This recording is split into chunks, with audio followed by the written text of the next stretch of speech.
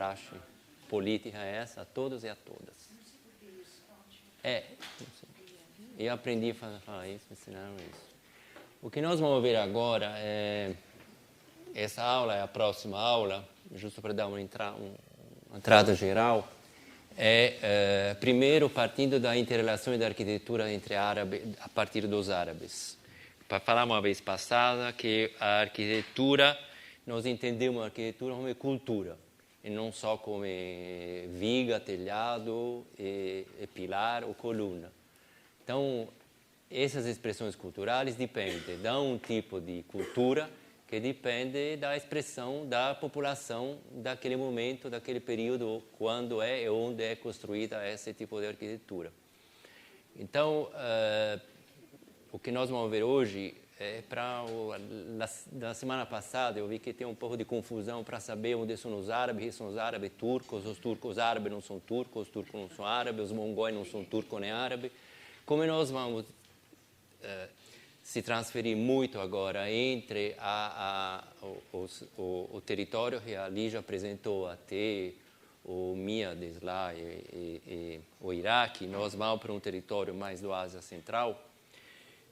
O fato cultural é muito cultura como povo, como estrutura tribal é muito importante.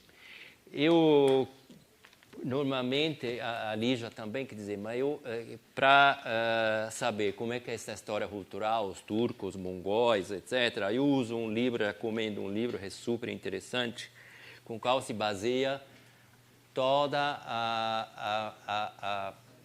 da onde derivam esses povos originalmente. O livro se chama Genes, Povos e Línguas, de Luigi Luca Cavalli Sforza.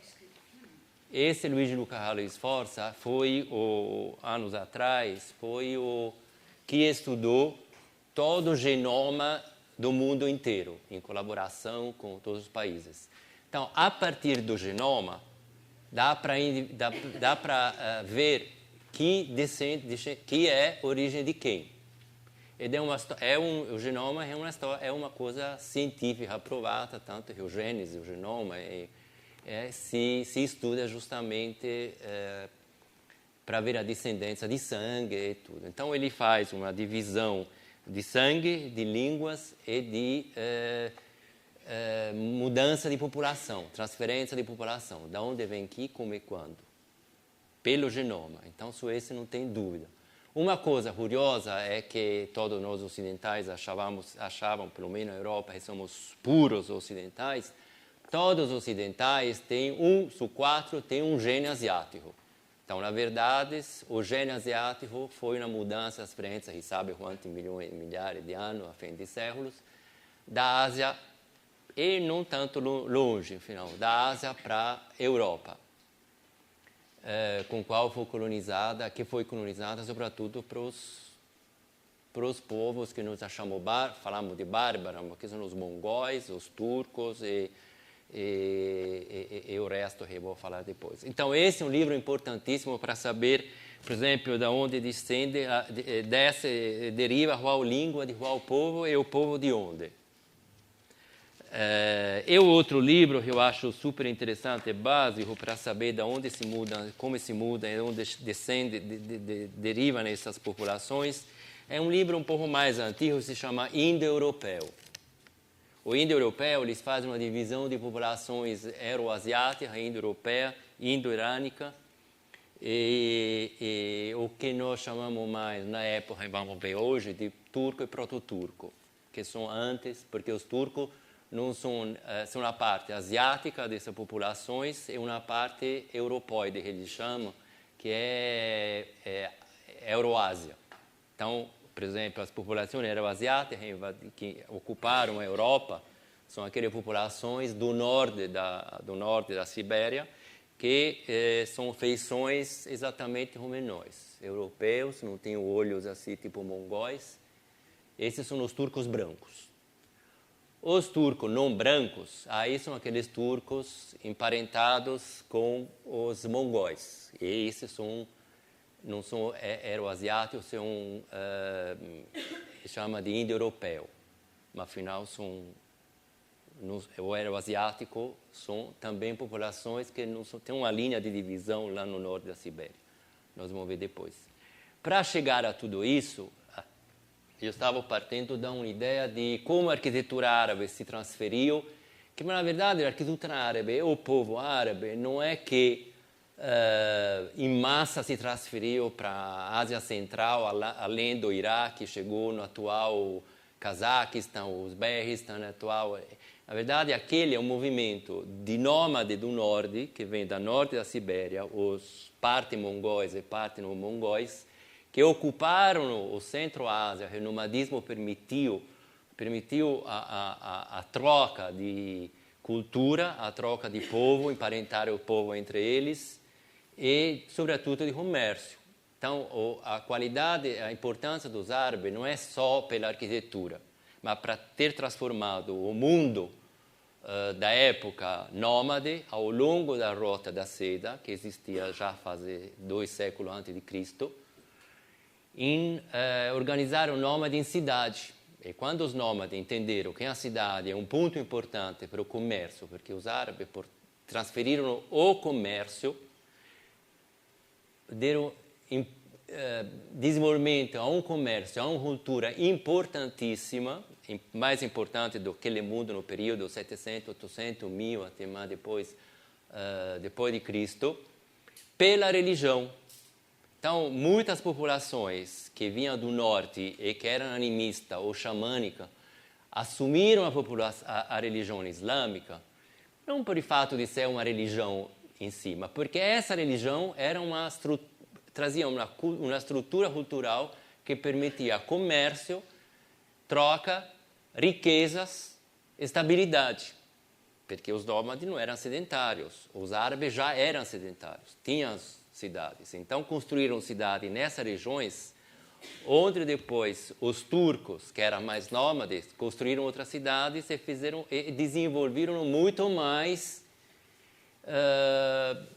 que os árabes. Se sobrepuseram aos árabes nessa região da Ásia Central, como cultura, como desenvolvimento. Aprenderam muito rápido. Então, depois dos turcos, vieram os verdadeiros mongóis, como chamamos. Se sobrepuseram ainda sobre os turcos e construíram coisas fantásticas, que ainda hoje nós vimos. Estamos vendo e existem. Então, todos esses povos se viraram islâmico porque a religião permitia de entrar na cultura local. Entrando na cultura local, eles se apropriaram do povo e da cultura, porque defendiam a religião islâmica. Então, foram aceitos pelos árabes, pelos povos árabes. Porque, sobretudo os turcos, foram aceitos porque os turcos se misturaram muito com a população árabes. Primeiro viraram islâmico, depois pegaram nomes árabes. E depois casaram com todas as mulheres dos grandes chefes árabes. Então, não é só o fato de comércio, é um fato de comércio, cultura, identificação com o poder local e, por último, na verdade, a religião, porque os nômades turcos assumiram e combateram por essa religião, mas os mongóis não. Falaram que eram islâmicos, mas eram animistas, mas eram um monte de coisas. O importante para ele era mais o valor do comércio e não tanto a ocupação territorial. Então, eu estava começando desse lado aqui, justo para entrar Então, os esquemas de parentesco, eles se dividem em solidariedade, isso é importante, solidariedade recíproca, que é a célula habitacional, espaço da família restrita. Eu falei uma vez lá da história da família. É habitação tradicional, espaço da família alargada. Essas são a solidariedade recíproca. Por que falo disso? Porque quando você assume uma religião local e assume uma identificação local, você tem uma prioridade no mundo árabe islâmico que permite de se infiltrar, que permite de entrar em contato. Se você não tem, está fora está um setor externo, vamos falar, fora da tribo, você tem uma solidariedade negativa. Então, você não é aceito. Você só é aceito na solidariedade balançada ou na solidariedade recíproca. Porque você, vamos falar, se infiltra na estrutura cultural local. E por isso os turcos ganharam, que nós chamamos todo de turco-árabe, ganharam a facilidade de se instalar e montar uma estrutura imperial em cima daquela árabe. O fato de no Brasil nós chamar turco, todo mundo de turco, é porque os árabes é diferente. Os árabes, quando vinham para cá naquela época, os sírios, os libaneses, etc., faziam parte do Império Turco ainda, até 1915. Então, fazendo parte do Império Turco, eles tinham um passaporte turco, não um passaporte árabe. Aí são todos turcos, mas na verdade são árabes. Turcos imigrados aqui tem muito pouco. Muito, quase 3 ou 4. Esse aqui qual é a estrutura? Porque estão falando da estrutura habitacional, depois vamos entrar na história da cidade ou nomadismo. Porque a estrutura habitacional era uma estrutura... Passou isso com você já ou não? Não. Era uma estrutura que hoje se encontra só nos oásis. Então, era uma estrutura familiar e bem fechada, uma célula habitacional bem fechada, tinha a família simples, cada vez que se ampliava, era uma família de parentesco, aumentava a célula habitativa, sim. E aí, as ruas internas eram corredores, na verdade. Aqui não passava nem cavalo, passava só a pé e de burro. Quando o senhor fala quando aumentava, quer dizer, é o quê? Quando tinha mais um casamento, quando pegava mais um esposo? Ah, bom, então eu falo de novo, a vez passada assim. A família restrita, que estava falando, a célula um casal e 2 filhos. Vamos falar que é o mínimo, pode ser um casal e 5, mas tudo bem. É a família de pais e filhos. Quando é alargada ou é de parentesco, tem sempre 2 pessoas a mínimo a mais, que são os parentes do pai. Os pais, a mãe do pai, porque a mulher, a esposa, é aquela que tem que cuidar dos sogros. Aí pode aumentar uma célula habitativa assim. Toda a soma dessa célula habitacional estruturava um clã. Um clã se justifica entre 10 e 15 famílias. Mas se você considera 7, 8 pessoas para a família, já faz certo número. Esse clã, ele tem o nome do clã, era o nome do chefe do clã. Por exemplo, se chama Império Otomano, porque o primeiro original, o chefe turco que vinha se chamava Otman. Então, todas as tribos que compunham essa população eram otomanos. Mas pelo nome do chefe Otman. Não para o chefe de família, tipo eu, Salah, etc. É Otman. O que identifica um participante do clã ou de uma tribo? O fato que ele é pai do cara e o filho do tal. Então, por exemplo, Andrea Ibn Otman, Abu, sei lá, minha filha chama Verônica, Abu Verônica. E assim que se reconhece a estrutura tribal. Filho de, pai de. Então, esse formava o vilarejo. O vilarejo era clânico. Clã. Então, era uma reciprocidade positiva. Que vinha do exterior, que vinha de fora, era negativo se ele não conseguia assumir e virar amigo ou companheiro ou parentesco. E sempre tinha um jardim interno, né? Sim, porque a habitação é fechada e não tem uma corte interna, não é um jardim, na verdade, é uma corte interna, um pátio interno aberto, no qual entrava a luz e rarissimamente a chuva. Aí tinha uma bacia recolhendo água. Então, por que era fechado? Porque não dava nunca. Aí não via a família de fora para dentro. Só que a família via de dentro para fora. Tinha pequenas janelas ou buracos. As pessoas interligadas, né? Elas são interligadas não entre elas são interligadas para o corredor externo, que serve justamente por duas coisas. Tem mais que o problema. Uma, para o calor grande que faz naquela época, que naquelas regiões, todas as regiões da Ásia Central, para o calor, para o sol, e outro porque aí ninguém pode ver que está passeando, que está entrando, e que está saindo, e tudo. E esse é um corte, aquela uma planta é um corte. Você vê que no corte você tem um serviço interno, está fechado, você tem um corredor externo, e em cima do telhado tem um muro alto, porque não precisa ter o telhado pela chuva, mas aberto, em modo que a altura daqui eu posso ver de dentro para fora. Coloco a cabeça. Mas eles não podem me ver de fora para dentro.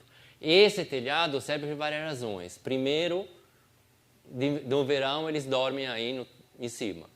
Ou aí pode secar frutas, pode secar os produtos que o oásis... É a laje. Aí fazem churrasquinho. Exatamente, fazem churrasquinho. Esse aqui é um corredor externo, por exemplo. O corredor externo é comum tanto a esses vilarejos quanto às cidades antigas. As medinas das cidades? Pode não ser Medina, porque pode ser periferia ou fora da cidade ou nômades. Quando está falando de nômades, esse aqui tinha mais... Depois do período de nomadismo de barraca, de tenda, era um nomadismo de construir cidade por via dos árabes que ensinavam como construir a cidade. E aí era mais assim.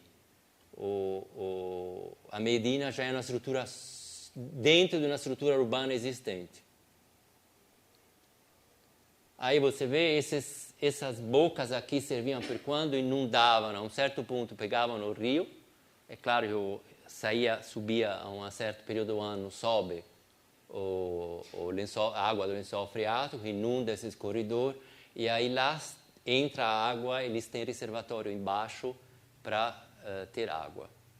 Então, aí corria, esse aqui, andava lá. E lá segurava a água por vários meses.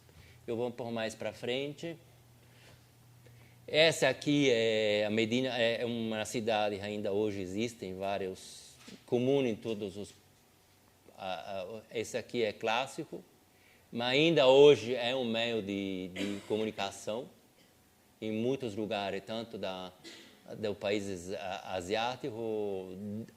Quando eu falo de asiático, eu falo de Centro-Ásia, eu falo do atual, precisa ver isso, eu falo do atual... não é Oriente Médio, nós já estamos fora do Oriente Médio, nós estamos no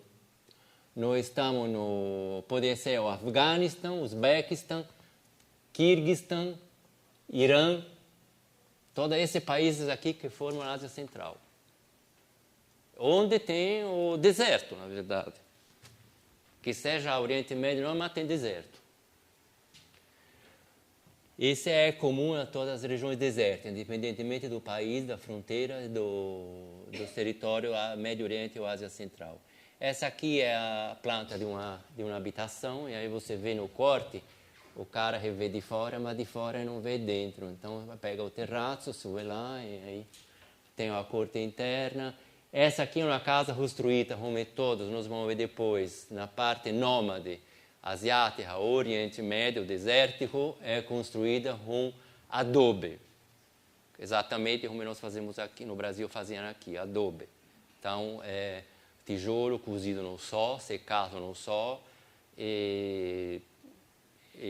tanto nunca chove. Quando chove, ele constrói uma parte e por aí vai. Essa aqui é uma cidade. Qual que muda na cidade? Aí a cidade estrutural, qual é que muda a cidade? Entre a primeira cidade lá em cima, a primeira cidade é a cidade Damasco-Bizantina. Você mostrou isso? Não. Damasco-Bizantina, você vê que é quase a romana, quer dizer, cardo de Cumano, todos os lotes organizados em retângulos. O romano é um pouquinho diferente, mas afinal. Não trouxeram aquilo hoje, viu? Bom, tudo bem. Lá em cima, então, é a Damasco-Bizantina, antes da ocupação árabe, que é uma clássica divisão ortogonal, cartesiana, lógico. Cartesio é nosso, europeu, ocidental, então os bizantinos já usavam essa visão cartesiana. Aquele lá à esquerda é a mesquita que existia naquela época, era a igreja, que virou mesquita, que ali já falou a última vez, onde tem a tumba de São João Batista. Aquele centro lá é São João Batista. E aqui à direita era o mercado. Quando chegaram os árabes, ó que fizeram, que bela confusão que fizeram. Muito mais animada. Por quê? Porque a organização árabe é tribal, é clã. Então, cada clã cada tribo ocupava um setor da cidade. E aí, como é o setor, é como nós vimos antes, aquela história do oásis, eles dividiram a rua em ruazinhas, em canais para passar só pessoas. Então, você vê como a estrutura muda. A ocupação é uma ocupação assim. Cada tribo pega um pedaço e aí divide os territórios, divide a cidade, não tem nada de cartesiano. Essa aqui é o centro do mercado. Por que estou falando isso? Porque desde a antiguidade, o que trouxeram importante e que trouxeram os árabes para construir um vilarejo, uma cidade, é o mercado, é o comércio. Que depois os turcos, os nômades mongóis, tudo isso assumiram como estrutura. Não como estrutura religiosa, mas como estrutura de vida, é mercado. Como assumiram a mesquita, como assumiram os hospitais, os primeiros hospitais foram árabes, como assumiram os banhos públicos, porque todo mundo se lavava nos rios. Aí os árabes construíram primeiro os banhos públicos, o mercados aberto e fechado depois. Então, essa aqui, e todas as habitações são construídas de tijolo de adobe.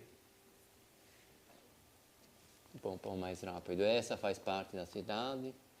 Essa também é uma rua de um vilarejo ou de uma cidade, tanto faz. E essa aqui é a estrutura dizemos, de centro urbano, que nós encontramos depois, sempre ao longo da história. Aquela lá à esquerda, como é que funciona isso?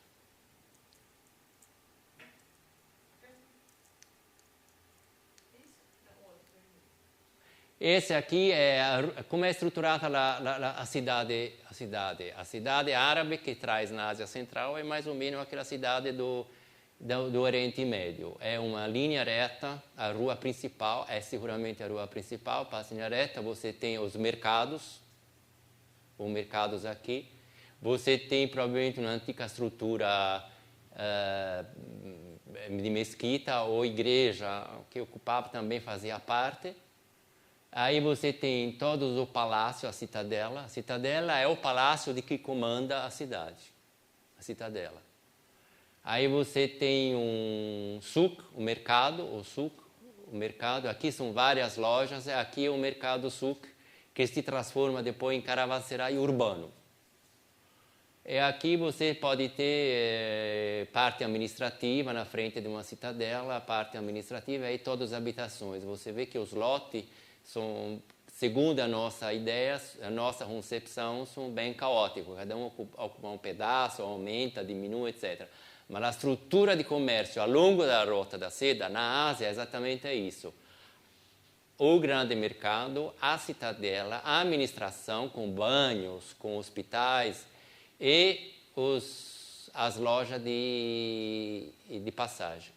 Aí, essa é uma estrutura, você vê as habitações como são, não tem nada de janela ao externo e a largura é só para passar as pessoas, no máximo burro ou cavalos.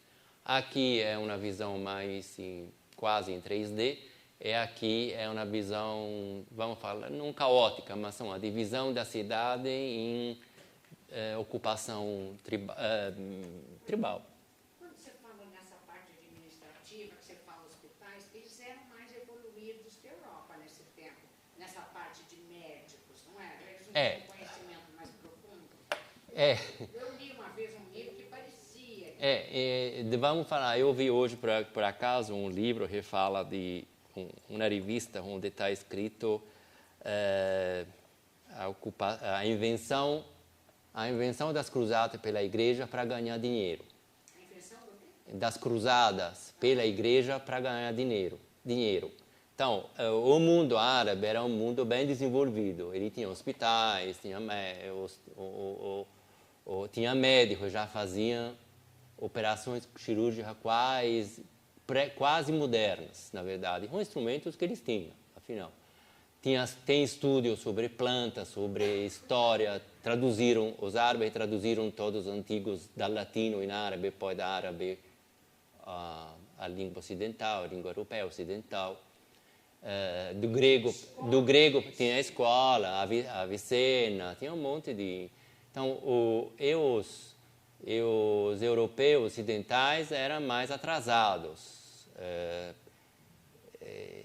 Pode alguém contestar, essa não está de acordo. O fato é que as provas têm que era isso mesmo. Então, o fato de a Itália, sobretudo com Florença, com Veneza, com Gênova, de entrar o mais cedo que o outro na Renascença é pelo fato de ter comércio com o Oriente Médio. Além de comércio, eles traziam cultura, traziam alimento moderno, traziam manufatura, traziam operário para construir o Batisteiro de Florença. Astronomia, aí a astronomia começa mais com os mongóis. Nós vamos chegar lá depois. Mas a ótica, o Renascimento, ele veio assim, em cima desses tratados de Isso. Eles tinham, além dessa proximidade, depois dos fatímidas terem dominado a parte do sul da Itália, eles trazem com eles conhecimento, sabe? Conhecimento erudito mesmo. E eles traduziram os gregos. E a Europa recupera os gregos através dos árabes. Depois ela esquece isso. Sobretudo da escola de Granada, de Sevilha, da Espanha, era mais fácil para lá, né? Entendeu? Vai tudo. Então, os físicos, a gente fala na aula passada, que as cidades tinham hospitais, entendeu? Todas as cuidado com os doentes era de graça, ele recebia assistência depois que ele deixava o hospital. Né? Então, não existiam médicos, os médicos eram os filhos. Então, eles tomaram conta. Esse aqui é um palácio, é clássico de um palácio que foi construído um dos primeiros no deserto da Síria, mas afinal que depois respeita todos os outros. O que traziam de fato os árabes? Traduziam a estrutura do governo, a estrutura imperial, a estrutura do comando. É um palácio que é uma fortaleza, porque ainda estamos no deserto, tanto da Oriente Médio quanto da Ásia, tem um pátio central. E tem uma pequena mesquita aí, uma bacia de água. Mas a estrutura, você vê, é uma fortaleza que existia naqueles desenhos que nós vimos antes. Elas são todas fechadas em volta mesmo na cidade. Porque ainda são sujeitos aos ataques nômades. Mas, afinal, a estrutura do palácio que transfere também na cidade, que os nômades não conheciam. Os nômades tinham tendas, tinham barracas, tinham... cavalos, se transferiam tudo junto com a família inteira, é diferente. Então, esse faz parte também de uma estrutura urbana. Esse também, de novo, um palácio. Esse palácio assumiu muito as caravanserais. Caravanserais são aqueles... Depois a gente vê lá e eu explico.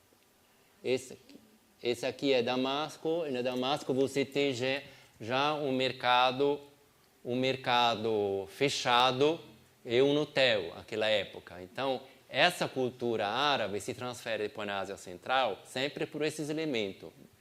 É religião islâmica? Mas não tem nada a ver aqui na religião islâmica. Tem também o sentido, a influência da estrutura comercial e da estrutura de uma sociedade não mais nômade, uma sociedade... Não, fala já.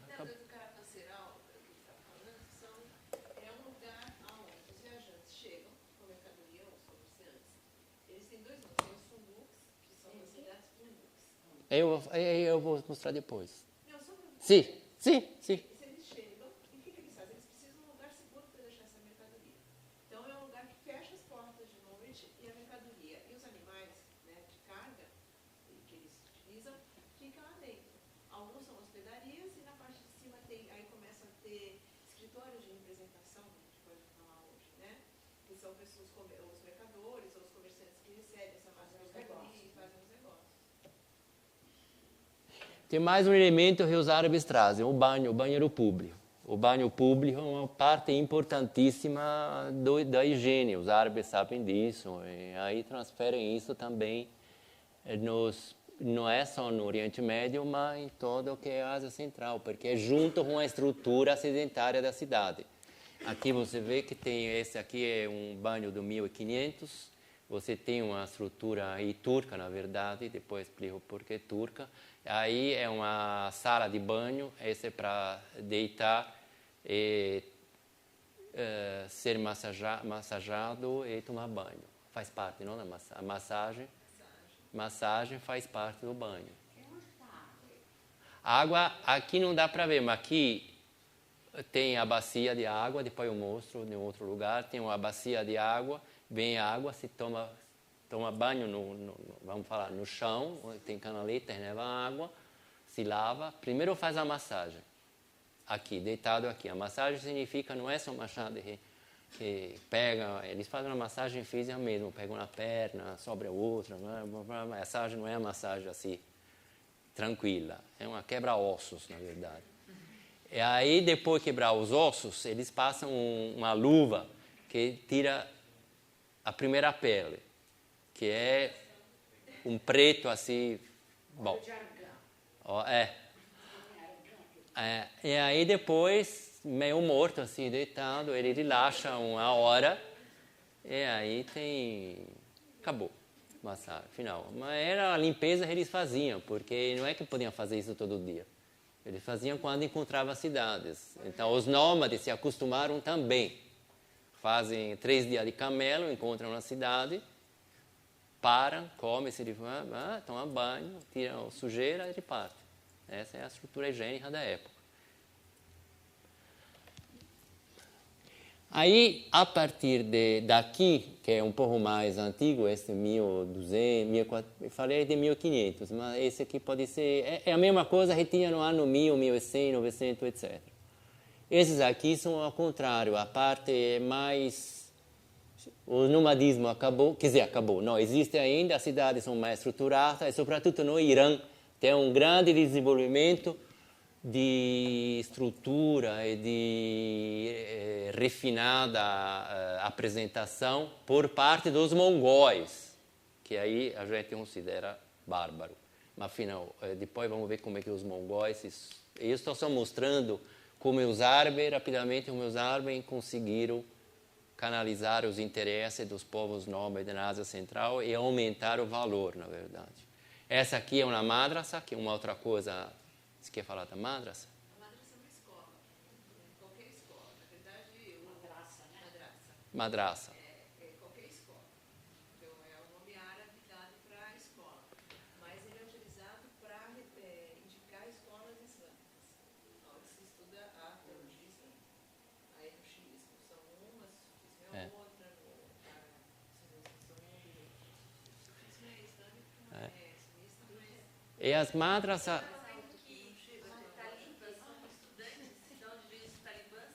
Não, espera um pouco. O que acontece? Não, é que não chega a voz aqui. Ah, tá. Um pouco mais alto.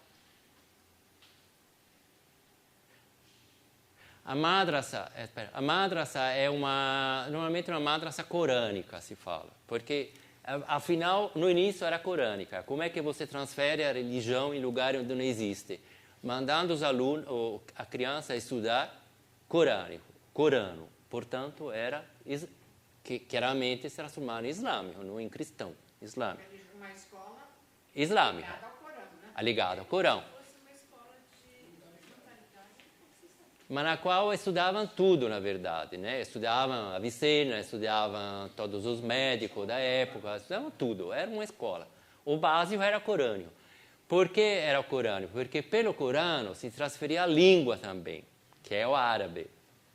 Só que os povos turcos aprenderam as letras árabes, mas com a fonética turca. Então, a letra é igual, mas a língua é turco.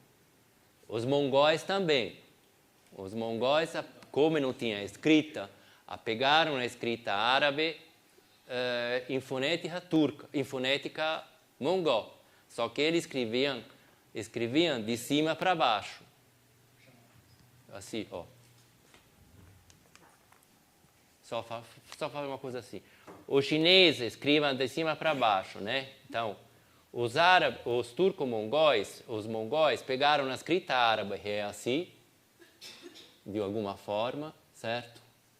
Assim, e de cima para baixo como os chineses, como os japoneses. Mas se você vira, as letras são árabes. A fonética é mongol, você não vai entender nada. Não é porque as letras são árabes, você vai entender alguma coisa.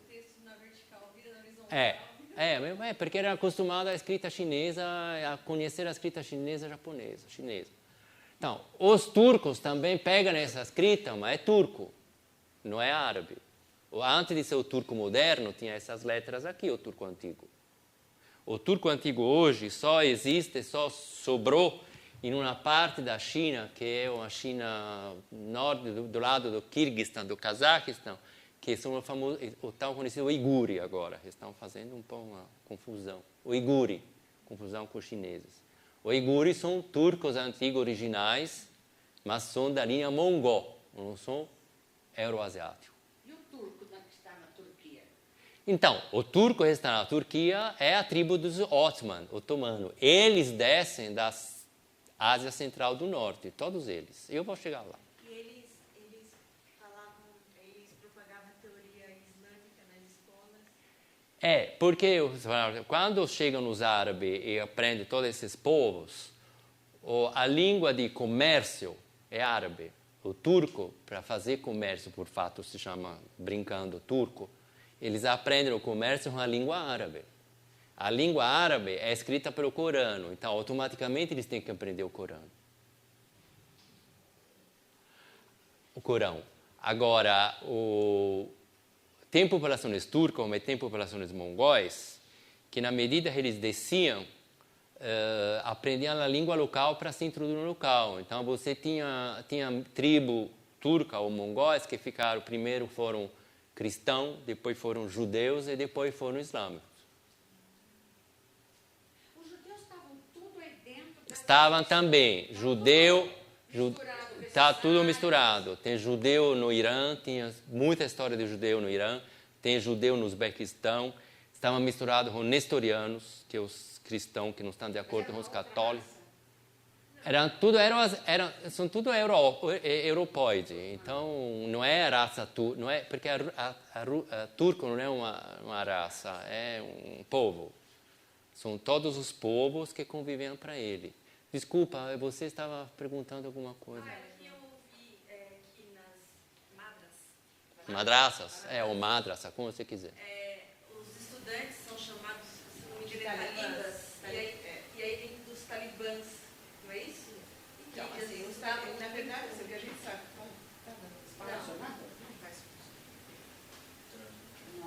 Então, deixa eu tentar. O que a gente sabe, quer dizer, dos talibãs é uma coisa mais recente. Mas eles também são formados nas madraças, uma ortodoxia sunita, né? Eles são bastante arraigados, que eles vêm de uma linha wahhabita, que vem da Arábia Saudita, e é da família real Wahhab. Né? E isso é de 1800. Né? Isso aqui, essa história aqui é anterior a 1800. Isso vai se formar depois de 1800. Né?